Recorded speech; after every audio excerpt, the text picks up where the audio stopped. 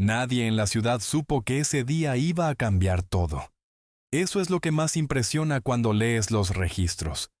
Jerusalén amaneció como siempre, con ruido, con olor a mercado, con miles de peregrinos que habían llegado para la Pascua. Y en algún lugar de esa ciudad que no dormía, un hombre cargaba una viga de madera hacia una colina. Y la mayoría de los que lo vieron pasar ese viernes por la mañana no entendieron lo que estaban mirando. Hay algo que los historiadores y arqueólogos han documentado con precisión en las últimas décadas, y que cambia completamente la forma en que leemos esta historia. Jerusalén, en la Pascua del año 30 después de Cristo, la fecha que la mayoría de los especialistas señalan como la más probable, no era una ciudad tranquila ni pequeña. Era una de las urbes más densas y conflictivas del Imperio Romano. Y ese viernes específico era el día más peligroso del año para cualquier gobernador romano que quisiera mantener el orden. Flavius Josefo, el historiador judío que vivió apenas una generación después de estos eventos, y que conoció a personas que habían estado allí, dejó registros detallados del ambiente de las fiestas de Pascua en Jerusalén. Escribió que durante esos días, llegaban a la ciudad entre 2 y 3 millones de peregrinos. Los arqueólogos modernos consideran esa cifra exagerada, pero incluso las estimaciones más conservadoras hablan de entre 100.000 y 200.000 personas adicionales concentradas en una ciudad cuya infraestructura estaba diseñada para mucho menos. Las calles se volvían impasables. Los mercados desbordaban hacia los callejones. El olor a animal sacrificado, a humo de ofrenda, a sudor de multitud, a especias y a cuero curtido, llenaba cada rincón del barrio bajo hasta el punto en que se volvía físico, denso, casi sólido. Y en medio de ese caos organizado, un hombre llamado Simón de Cirene caminaba hacia la ciudad desde el campo. Simón no era de Jerusalén, era de Cirene, una ciudad en lo que hoy es Libia, en el norte de África. Había viajado cientos de kilómetros para celebrar la Pascua, como lo hacían los judíos de la diáspora que podían permitírselo. Una vez en la vida, a veces, llegaban a Jerusalén para esa fiesta. Era su momento. Había ahorrado para ese viaje. Había dejado a su familia, o quizás había venido con ella. El Evangelio de Marcos menciona que tenía 2 hijos, Alejandro y Rufo, como si los lectores originales los conocieran, como si fueran personas reales cuyo nombre decía algo. Simón venía del agro, del campo, lo que significa que probablemente había pasado la noche fuera de las murallas, donde los peregrinos que no encontraban alojamiento dentro de la ciudad levantaban campamentos al aire libre. Esa mañana estaba caminando hacia adentro. Tenía sus planes. Tenía su itinerario de peregrino. Había esperado toda su vida ese día. Y entonces los soldados lo sacaron de entre la multitud y le pusieron una viga de madera sobre los hombros. No le preguntaron. En el mundo romano del siglo I, existía una práctica llamada angaria, el derecho de un soldado o agente del imperio a requisar los servicios de un civil para cargar equipamiento militar o cualquier otra carga necesaria. Era legal, era humillante, y era completamente arbitrario. El Evangelio de Marcos usa el verbo griego, agarevo, el mismo término técnico, para describir lo que le hicieron a Simón. Lo requisaron. Lo sacaron de entre la multitud sin explicación, sin compensación, sin posibilidad de negarse. Y le pusieron encima la viga transversal de una cruz, que un hombre condenado ya no podía cargar solo. Simón no sabía quién era ese hombre. No conocía su historia. No había estado en Getsemaní la noche anterior. No había escuchado el juicio. Solo veía a un hombre que había sido flagelado de una manera que en Roma tenía nombre técnico, verberatio. Una flagelación que los legionarios administraban con un instrumento llamado flagrum, tiras de cuero con nudos o fragmentos de metal y hueso en los extremos, y que los médicos modernos, estudiando los efectos físicos documentados en víctimas de torturas similares, describen como capaz de dejar los músculos expuestos y de romper el estado de shock hipovolémico del cuerpo antes de llegar a la ejecución. Ese hombre que Simón tenía delante ya no podía caminar recto. Sus rodillas cedían. La viga había caído, y alguien tenía que cargarla. La viga que Simón cargó ese viernes tenía un nombre en latín: patibulum. Era la pieza horizontal de la cruz. Los condenados no cargaban la cruz entera. Eso es una imagen que el arte medieval instaló en nuestra imaginación y que no corresponde exactamente a la práctica romana. El poste vertical, el stipes, estaba ya clavado en el Gólgota, reutilizado de una ejecución anterior. Lo que Simón cargó era la viga transversal, que pesaba entre 40 y 60 kilogramos, según las estimaciones arqueológicas basadas en el tipo de madera disponible en la región de Judea en el primer siglo. La llevó sobre sus hombros. El peso era real. La madera áspera contra su cuello y sus trapecios era real. El sudor que le corría por la cara era real. Y al final del camino, no supo cuándo lo entendió. Supo a dónde iba a terminar esa viga.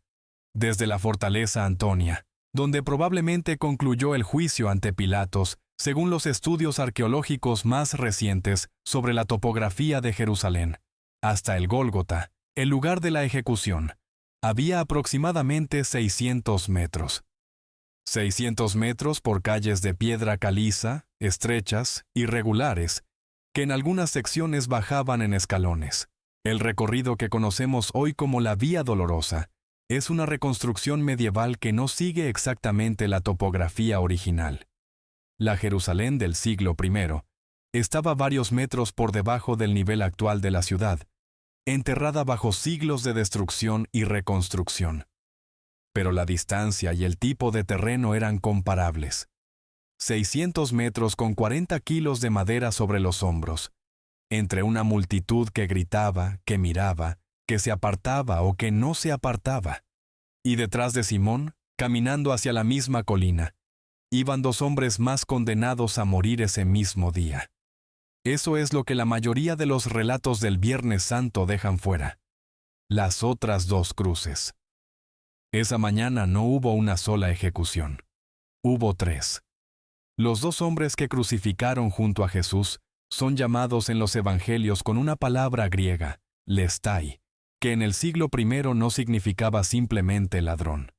Significaba bandido, insurrecto, agitador político. Flavius Josefo usa exactamente la misma palabra para describir a los guerrilleros que operaban en Judea contra la ocupación romana. Es posible, y muchos historiadores lo señalan, que los dos hombres crucificados ese viernes hubieran sido detenidos en el contexto de la misma agitación que mencionan los evangelios al hablar de Barrabás, un preso que había estado involucrado en una insurrección en la que hubo muertes. Los tres condenados de ese viernes podían estar relacionados con los mismos eventos políticos. Eso cambia algo en la escena. Eso la ancla en la historia real. Poncio Pilato sabía exactamente lo que estaba haciendo. No era un funcionario ingenuo ni un hombre débil que fue manipulado por los sumos sacerdotes. Los registros históricos, tanto los evangelios como Josefo y el filósofo judío Filón de Alejandría, que lo mencionan explícitamente, pintan a Pilatos como un hombre duro, con historial de brutalidad, que había gobernado Judea desde el año 26 después de Cristo y que ya había sobrevivido varias crisis políticas graves. Filón lo describe con palabras que son casi técnicas en su dureza: sobornable, insolente, rapaz, ofensivo, arrogante, de carácter violento y con la costumbre de ejecutar sin juicio previo. Ese era el hombre que esa mañana se lavó las manos delante de la multitud, en un gesto que, irónicamente, era un gesto judío de pureza ritual, no romano, y que los evangelios registran como un momento de una ambigüedad moral extraordinaria. Pilatos tenía un problema esa mañana. Tenía varios, en realidad. El primero era que la Pascua era el momento de mayor tensión política del año en Judea. Era la fiesta que conmemoraba la liberación de la esclavitud en Egipto. Un relato de liberación nacional que los judíos revivían cada año con una intensidad que los romanos entendían perfectamente como potencialmente explosiva. Tácito, el historiador romano, lo menciona. Josefo documenta múltiples disturbios que estallaron durante la Pascua en distintos años de la ocupación. La cohorte romana que normalmente guarnecía la fortaleza Antonia, entre 400 y 600 soldados, se reforzaba durante esos días con tropas adicionales traídas desde la sede del gobernador en Cesarea Marítima. Esa semana Pilatos no estaba en Cesarea, donde vivía habitualmente. Había venido a Jerusalén específicamente para controlar la situación durante la fiesta. El segundo problema de Pilatos era que el Sanedrín, el consejo de los sumos sacerdotes y ancianos, le había traído ese amanecer un caso que olía a política de una forma que le resultaba incómoda. El cargo formal era de blasfemia según la ley judía, lo que a Roma no le importaba lo más mínimo. Pero los acusadores habían añadido otra dimensión, que ese hombre se proclamaba rey de los judíos. Eso sí era competencia romana. Eso sí podía ser interpretado como sedición. Y Pilatos tenía que manejarlo con la misma ciudad llena de peregrinos que podían inclinarse en cualquier dirección. El tercer problema era más personal. Los evangelios registran que su esposa le había mandado un mensaje durante el juicio. Claudia Prócula, ese es el nombre que la tradición le ha dado, aunque los evangelios no la nombran, le mandó decir que había tenido un sueño perturbador esa noche con ese hombre y que no se involucrara. Un sueño. En el mundo romano del primer siglo, los sueños de las esposas no eran información menor. Los romanos tomaban los sueños en serio como advertencias de los dioses. El hecho de que Mateo registre ese detalle, la nota de la esposa, la interrupción del juicio, la advertencia, no es un adorno literario. Es el tipo de detalle que alguien que estuvo cerca del evento recordó porque fue raro, porque rompió el procedimiento, porque Pilatos tuvo que detenerse un momento en medio del juicio para leer esa nota. Y aún así firmó la orden. El proceso de crucifixión en el Imperio Romano del siglo I estaba codificado con una precisión que resulta casi clínica cuando se estudia. No era simplemente una forma de matar, era una forma de degradar, de exhibir, de advertir. El digesto, la compilación jurídica romana, especifica que la cruz estaba reservada para esclavos, para no ciudadanos, y para casos específicos de crimen violento o sedición. Un ciudadano romano podía ser condenado a muerte, pero no podía ser crucificado. Pablo de Tarso, que era ciudadano romano, fue decapitado, no crucificado, según la tradición histórica. La crucifixión era la ejecución que se hacía en público, en lugares visibles desde los caminos, precisamente para que la viera el mayor número posible de personas.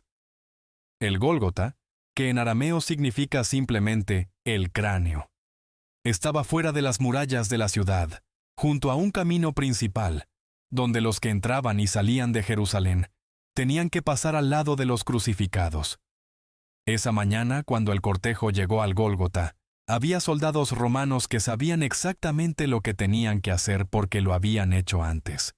Muchas veces antes. La crucifixión era una habilidad técnica.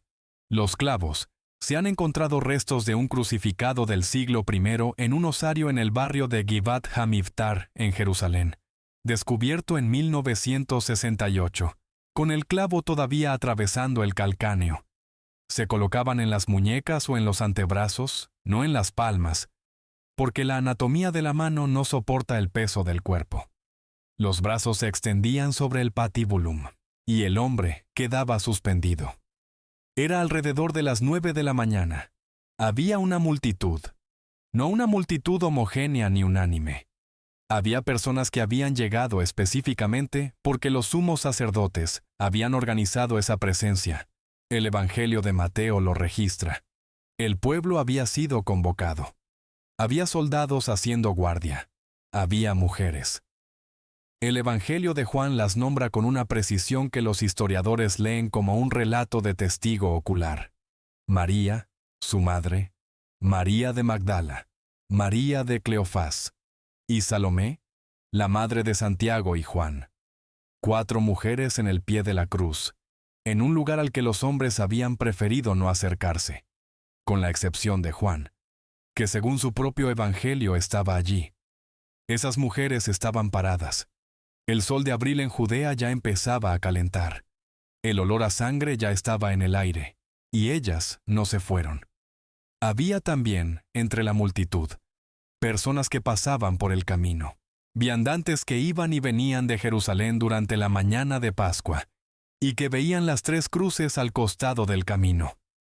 El Evangelio de Marcos describe a los que pasaban meneando la cabeza, un gesto específico de burla o de lástima en la cultura de la época. No se detuvieron, no podían. Era Pascua. Tenían a dónde ir. Tenían rituales que cumplir. Y entonces, ocurrió algo que ninguno de los presentes sabía explicar. Al mediodía, la hora sexta según el cómputo judío, que empezaba a contar desde el amanecer, la luz cambió. El Evangelio de Lucas dice que el sol se oscureció. Mateo y Marcos hablan de tinieblas sobre toda la tierra, desde la hora sexta hasta la hora novena. 3 horas de oscuridad. Los escépticos han propuesto eclipses solares, pero la mecánica astronómica lo hace imposible. La Pascua se celebraba en luna llena, y un eclipse solar no puede ocurrir en luna llena. Las nubes de polvo, una tormenta de siroco, el viento del desierto que puede oscurecer el cielo en primavera. Son posibilidades que los meteorólogos han estudiado. Lo que los registros dicen, en 3 evangelios independientes, es que la luz desapareció en el momento del mediodía, que era precisamente el momento en que los sacerdotes comenzaban a sacrificar los corderos de Pascua en el templo. El templo estaba a menos de 1 kilómetro del Gólgota. Cuando la oscuridad llegó, los que estaban en el templo comenzando los sacrificios pascuales, sintieron lo mismo que los que estaban en el Gólgota mirando las cruces. La misma oscuridad, el mismo aire, el mismo silencio raro que llega cuando la luz desaparece de golpe y los pájaros callan. Y en ese silencio, desde una de las cruces, llegaron palabras que Mateo y Marcos registran en arameo, no en griego, la lengua en que escribieron sus evangelios, sino en el idioma original, como si quisieran preservar el sonido exacto porque el sonido importaba. Elí, Elí, lema sabactani. Dios mío, ¿por qué me has abandonado? Son las primeras palabras del Salmo 22, escrito por David aproximadamente 1000 años antes de ese viernes. Un salmo que empieza con el abandono y termina con la vindicación, que describe físicamente la experiencia de una crucifixión, huesos dislocados, corazón como cera derretida, lengua pegada al paladar, manos y pies perforados. 700 años antes de que Roma inventara la crucifixión como método de ejecución. Los lectores judíos que estaban allí y que conocían las Escrituras, y muchos las conocían de memoria porque así se transmitían, habrían reconocido esas palabras de inmediato. Habrían sabido que el salmo que empezaba con ese grito terminaba de una manera muy distinta. Algunos de los que escucharon pensaron que llamaba a Elías, el profeta que no había muerto, sino que había sido llevado al cielo en un carro de fuego. Había una tradición en el judaísmo del primer siglo de que Elías vendría a rescatar a los justos en el momento de su mayor necesidad. Algunos de los presentes, soldados, transeúntes, personas que habían oído las palabras distorsionadas por el viento, pensaron que ese era el momento, que iba a pasar algo, que Elías iba a bajar. Alguien corrió a buscar una esponja con vinagre para humedecer los labios del crucificado y mantenerlo con vida un poco más, para ver si Elías venía. Elías no vino. Y entonces, en medio de esa oscuridad y de ese silencio y de esa espera tensa, el Evangelio de Mateo registra que el velo del templo se rasgó de arriba abajo. El velo del templo era una cortina que separaba el lugar santísimo, la habitación más interior del templo, donde según la teología judía residía la presencia de Dios, del resto del recinto. Era una cortina enorme. Josefo la describe con detalle. Era de lino babilónico tejido con hilo de escarlata, azul y púrpura, con imágenes de querubines bordadas. Tenía aproximadamente 18 metros de alto y un grosor considerable. No era algo que el viento pudiera mover. Según el registro de Josefo, tardaba 300 sacerdotes en moverla cuando era necesario desplazarla. Y ese viernes al mediodía, o quizás a las 3 de la tarde, la hora novena, cuando los evangelios registran que todo terminó, esa cortina se rasgó, sola, de arriba abajo. Los sacerdotes que estaban en el templo en ese momento vieron lo que había detrás. El lugar santísimo llevaba vacío desde la destrucción del primer templo, en el año 586 a.C. El Arca de la Alianza, que según la teología había sido el trono visible de la presencia divina, nunca fue repuesta en el segundo templo. El lugar santísimo del templo de Herodes, el que existía ese viernes, estaba vacío. Era una habitación oscura, sin ventanas, sin mobiliario, cubierta de oro en sus paredes. Los sacerdotes que vieron eso que se rasgó y miraron adentro vieron una habitación vacía y oscura. Y afuera, en el Gólgota, todo había terminado. La hora novena, las 3 de la tarde. Jesús de Nazaret había muerto. Eso es lo que más impresiona cuando te detienes aquí un momento y lo piensas de verdad. Lo rápido que murió. Los crucificados podían sobrevivir días. El cuerpo humano tiene una capacidad de resistencia ante el dolor y la asfixia, que sorprende incluso a los médicos modernos. La muerte en la cruz solía producirse por asfixia progresiva. El peso del cuerpo comprimía los pulmones y el crucificado tenía que empujar con las piernas para poder inhalar. Un proceso que podía prolongarse durante días hasta que el agotamiento hacía imposible ese movimiento. Los soldados romanos, cuando querían acelerar la muerte de un crucificado, les quebraban las piernas, un procedimiento llamado crurifragium, para que no pudieran empujar y se asfixiaran rápidamente. Ese viernes, cuando los soldados fueron a hacer eso con los 3 crucificados porque se acercaba el Sabbat, y los cuerpos no podían quedar en la cruz durante la fiesta, los 2 hombres junto a Jesús todavía estaban vivos. A él no le quebraron las piernas, ya había muerto, en menos de 6 horas. Un soldado le atravesó el costado con una lanza. El Evangelio de Juan, escrito por alguien que afirma haber estado allí, describe lo que salió. Agua y sangre. Los médicos modernos han debatido durante décadas qué significaría eso anatómicamente. Algunas teorías hablan de derrame pericárdico, líquido acumulado alrededor del corazón, que al ser perforado saldría junto con la sangre. Otras hablan de separación del suero sanguíneo. Lo que el texto registra con una precisión que no parece literaria sino de testigo, es que de la herida salieron 2 fluidos distintos, y que el soldado que lo hizo, al que la tradición ha llamado Longino, aunque los evangelios no le dan nombre, miró lo que vio y según el Evangelio de Juan, dijo algo. El Evangelio no registra qué dijo, solo dice que lo vio. Abajo, al pie de la cruz, las mujeres seguían allí.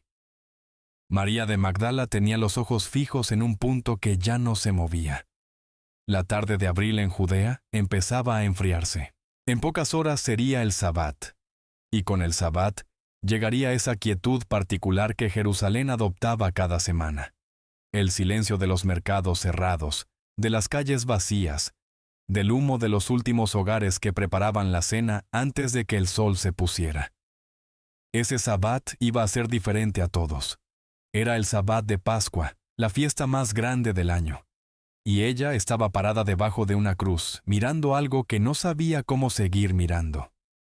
Un hombre llamado José de Arimatea fue esa tarde a ver a Pilatos. José era miembro del Sanedrín, el mismo consejo que había pedido la ejecución de Jesús esa mañana. Pero el Evangelio de Lucas dice que él no había estado de acuerdo con la decisión del consejo. Era rico, era influyente, y tenía una tumba nueva, excavada en la roca, en un jardín cerca del Gólgota. Fue a pedirle el cuerpo a Pilatos. En Roma, los cuerpos de los crucificados no siempre se devolvían a las familias. A veces, se dejaban en la cruz como advertencia o se arrojaban a fosas comunes. Pilatos le concedió el cuerpo. Hay algo en ese detalle que parece pequeño y no lo es. José fue él solo. Fue a hablar con el gobernador romano en nombre propio, poniendo en juego su posición en el Sanedrín, su reputación, su relación con el poder romano, para pedir el cuerpo de un hombre ejecutado por sedición. No mandó a un sirviente, fue él. El Evangelio de Marcos registra que Pilatos se sorprendió cuando le dijeron que ya había muerto. Normalmente un crucificado no moría tan pronto. Y mandó confirmar con el centurión, que lo había supervisado. El centurión confirmó. Pilatos cedió el cuerpo. Nicodemo llegó con especias. Nicodemo es el hombre que aparece en el Evangelio de Juan, como alguien que fue a ver a Jesús de noche, al principio del ministerio, para hacerle preguntas sin que nadie lo viera. Era también miembro del Sanedrín. También había tenido dudas, y ese viernes llegó con una mezcla de mirra y áloe. El Evangelio especifica la cantidad: 100 libras romanas, lo que equivale a unos 30 kilos. Una cantidad enorme, reservada para funerales de personas de la más alta importancia.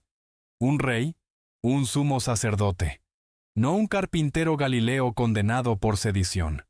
Nicodemo llegó con 30 kilos de especias para ungir a ese hombre. Las mujeres los observaron. Vieron dónde ponían el cuerpo. Vieron la piedra que rodaron para cerrar la entrada. Vieron el jardín. Y luego se fueron, porque ya caía el sol, porque el sabbat empezaba y no podían hacer más esa noche.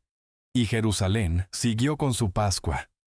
Los peregrinos encendieron las lámparas de aceite. Los sacerdotes del templo completaron los rituales del día. Las familias se reunieron alrededor de las mesas con el cordero y las hierbas amargas, y el pan sin levadura. La ciudad olió esa noche a comida y a vino y a incienso y a aceite quemado. Afuera de las murallas, en el silencio del jardín de José de Arimatea, una piedra circular sellaba una tumba nueva donde nadie había sido enterrado antes. El silencio de esa noche era completo. De todos los que estuvieron en el Gólgota ese viernes, de todos los que miraron desde distintos ángulos lo que ocurrió allí, hay uno cuya perspectiva quiero que te detengas a considerar un momento, porque creo que es la que menos pensamos. El centurión. El oficial romano que supervisó la ejecución. El Evangelio de Marcos, considerado por muchos historiadores como el más temprano de los 4 y el que más preserva los recuerdos de Pedro, registra lo que dijo ese hombre cuando todo terminó. No era judío, no conocía las Escrituras, no entendía las profecías. Solo había supervisado una ejecución más, como había supervisado docenas antes, y cuando vio cómo murió ese hombre, cómo dio el último grito, cómo exhaló, dijo algo que Marcos registra en griego pero que el hombre dijo en latín: Vere filius Dei erat. Verdaderamente este hombre era el Hijo de Dios, un soldado romano. En la colina del Gólgota. Al final de un viernes de Pascua en Jerusalén. Necesito preguntarte algo ahora mismo, en este punto de la historia, porque lo que acabo de contarte me parece que pone a cada uno de nosotros frente a una decisión. Ese día en Jerusalén había personas en todos los ángulos posibles de esa historia. Los que acusaron, los que ejecutaron, los que se fueron, los que se quedaron, los que pasaron de largo meneando la cabeza, el soldado que terminó el trabajo y dijo lo que dijo, las mujeres que no se movieron. Si tú hubieras estado allí ese viernes, ¿con cuál de esos grupos habrías terminado? No el que habrías querido ser, el que crees honestamente que habrías sido. Cuéntamelo en los comentarios. Quiero leerlo. Ahora viene lo que pasó después. Y lo que pasó después es lo que ninguno de los presentes ese viernes había previsto. El sábado fue silencio. Jerusalén cumplió su sabbat. Los sacerdotes descansaron. Los peregrinos descansaron. Los discípulos se escondieron. El Evangelio de Juan menciona que estaban reunidos en una habitación con las puertas cerradas con llave, por miedo. No miedo abstracto, miedo real. El tipo de miedo que sientes en el cuerpo, que te hace revisar las cerraduras 2 veces y bajar la voz aunque no haya nadie. miedo de que los mismos que habían pedido la ejecución del Maestro vinieran ahora por ellos. Los sumos sacerdotes, sin embargo, no descansaron del todo. El Evangelio de Mateo registra algo extraordinario, que el día del Sabbat, los jefes de los sacerdotes y los fariseos fueron a ver a Pilatos y le pidieron que sellara la tumba y pusiera una guardia, porque recordaban que ese hombre había dicho que al tercer día resucitaría. Pilatos respondió con una frase que los evangelios registran con una brevedad irónica. Ahí tenéis una guardia. Id, asegurad la tumba como sabéis. Los soldados fueron. Sellaron la piedra. Se pusieron a hacer guardia. Una guardia romana delante de una tumba sellada. Eso es lo que había al amanecer del primer día de la semana, cuando María de Magdala y las otras mujeres caminaron desde la ciudad hacia el jardín de José de Arimatea, antes de que saliera el sol, con los ungüentos que no habían podido usar el viernes porque el Sabbat había llegado demasiado rápido. Caminaron en la oscuridad, por las calles de piedra de Jerusalén, que a esa hora todavía estaban vacías, con el frío de la madrugada de abril pegado en la piel y los recipientes de ungüento apretados contra el pecho. Iban a terminar lo que el viernes no habían podido terminar. Iban a ungir el cuerpo. Era lo último que podían hacer. Era lo único que les quedaba. No iban esperando nada.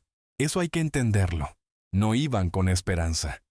Iban con la tristeza que se mueve porque no sabe qué otra cosa hacer. La piedra era grande, lo decían entre ellas en el camino, según el Evangelio de Marcos. ¿Quién nos quitará la piedra de la entrada del sepulcro?